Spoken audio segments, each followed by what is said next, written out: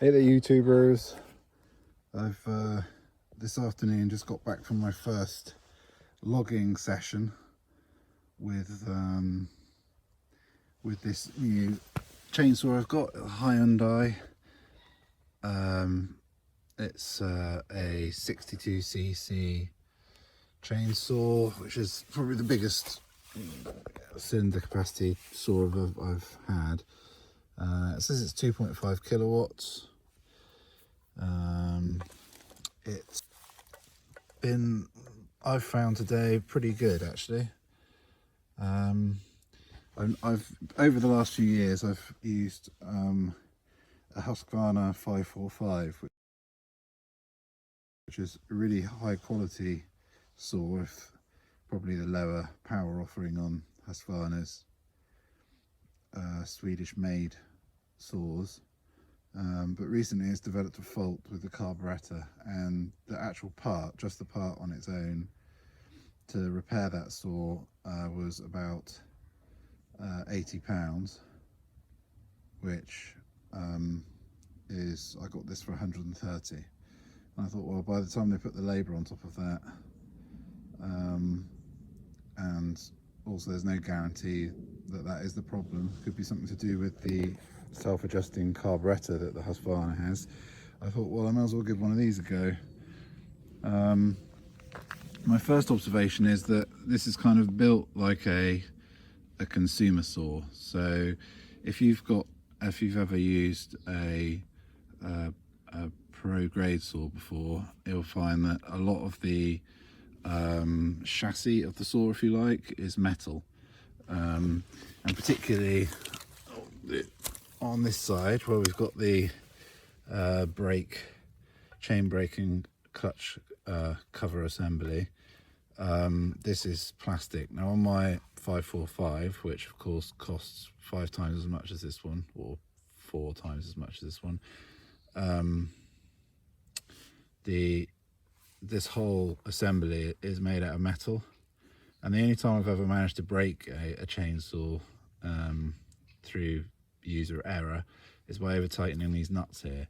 Now this is plastic. Beneath those nuts there is a small cast collar which fits around the bolt, which these tighten down onto, and if you over tighten these, you can actually split that collar. Well, that's what happened on a consumer grade Husqvarna 134 that I had about 10 or so years ago.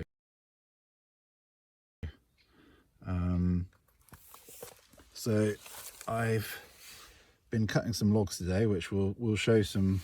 I'll show some footage. We've probably seen a bit in the intro of this thing absolutely murdering a huge hardwood tree which we were chopping up today, and it's really good saw actually, especially when you consider it so cheap. I mean, I really don't know how they produce a chainsaw for that price, to be honest.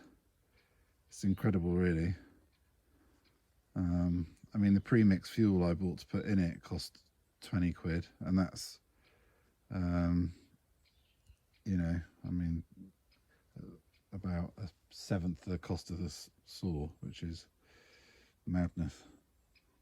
So yeah, it's pretty good. I've seen, when I read, I sort of couldn't believe, I didn't really like buying cheap and buying twice.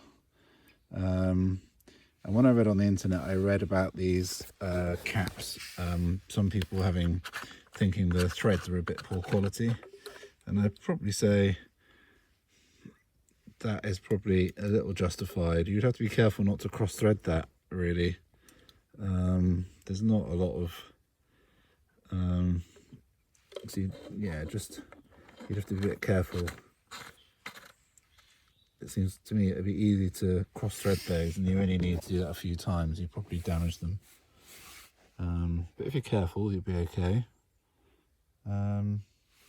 It takes a 0.325 pitch chain. Now that, I actually checked that before I bought it, because my dad, he's got what they call a Parker brand chainsaw, which is actually bloody good, and you can get one of those for about £90, which I was looking at, but it takes a non-standard chain,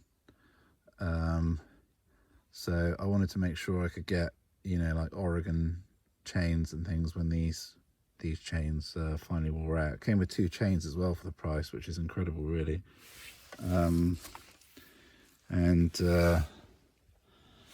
It's got you can adjust the oil flow, which isn't a particularly novel feature. There's a little screw down here somewhere. It's just in that little hole all that sawdust is, just in there. It's got 3 settings, high, medium and low. I put it on high and it just about empties the oil tank, matches up with the fuel. It does get through a tank of fuel pretty quickly, I'd say, but I haven't used my 545 for a while. I've seen this advertised as being lightweight, and I probably wouldn't agree with that, to be honest with you. It's quite a heavy saw to use for sort of, I mean, it will munch through very thick logs because it's so powerful. Downside of that is probably a bit heavy for lighter work, I would say. But then I'd probably rather have something a bit heavier duty than not. There's a few little qualms you could make about it. There's these funny sort of thick stickers all over it which appear to be peeling off. I don't really care about that. Starts nicely. 2 or 3 pulls and you're away. You can see in the little demo where we're chopping the log up, it drop starts on 1 pull. Not that I'm recommending drop starting, it's not, a bit dangerous to be honest, particularly with wet hands. Little bulb works okay. The clutch is, not clutch, what do you call this, choke. The choke, it doesn't, sometimes it's quite fiddly to get that to stay out, but I expect that will get easier with time.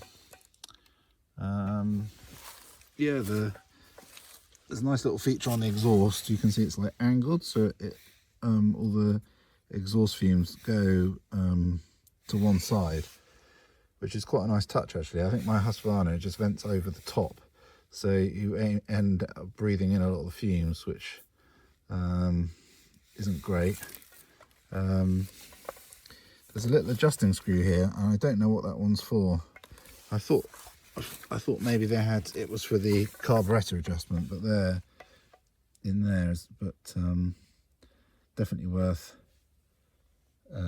having a watch of a few decent YouTube videos before you ever attempt to adjust a carburetor. Very fiddly process. Yeah, so pretty good really. I mean, there are lots of videos on the internet of how these work. You've got your air filter in there, sort of a moulded plastic offering. What's that little bit of rubber there? A little bit of packing, stop it vibrating, I suppose. So yeah, it went together okay out of the box. So all in all, for 135 quid, I think that is probably one of the best value things I've ever bought, to be honest with you. I mean, I was looking in Mole Valley Farmers the other day, and I'm not comparing them in quality, of course, but a Stihl or a Husqvarna saw with a 62cc engine is like 600, 500, 600 quid. And in terms of the power you get out of this, I'd say it's certainly comparable to my 545, which has a smaller engine. I'd say they're probably about the same actually in terms of their power. So this has probably a less efficient engine, if that's how it works. I mean, this is a 62cc saw, the 545 is 50cc, so they probably make the same amount of power between them. So does this one, I don't suppose it really works like that, does it? You can have a larger cylinder and still burn the same amount of fuel in it. I don't know. I don't really know what I'm talking about. But yeah, bloody good really. Also as well, it's quite thoughtfully packaged. You nearly always get one of those with a chainsaw.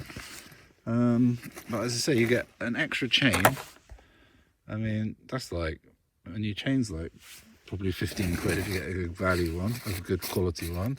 And then you get this little pencil case thing, and in there you've got your scrunch for doing your bar adjustments and whatnot, and a little screwdriver and a file for things. I mean, if you buy a Husqvarna saw, actually, yeah, you do get some. What did I get with that one when I got it? I did get a little grease gun actually with my Husqvarna saw for doing